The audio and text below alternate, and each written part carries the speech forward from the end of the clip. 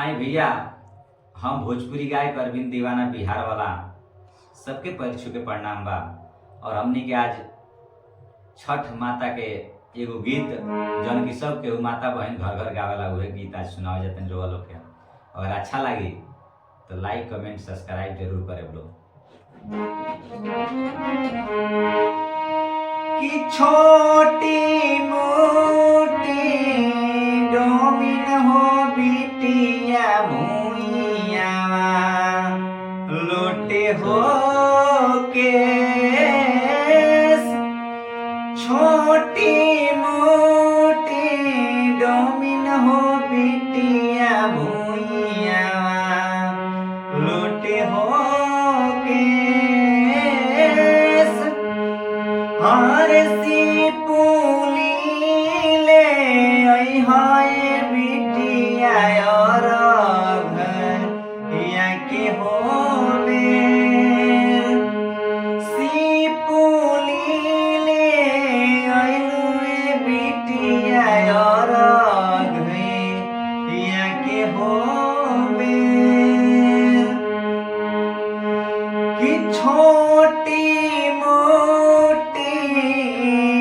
अरे मालिन हो बिटिया भूइया लोटे हो केस। कि छोटी मोटी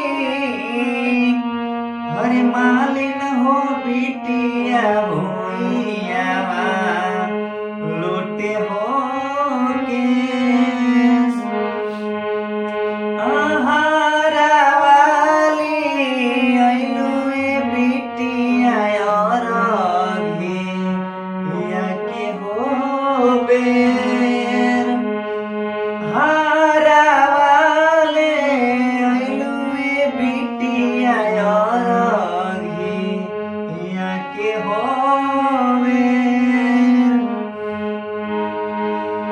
छोटी मोटी ओहिरिन हो बिटिया और लोटे हो केस।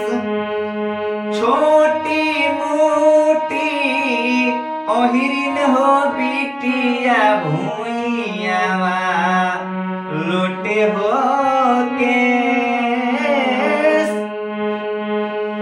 दूधावाले अइलुए बिटिया और घिया के होवे।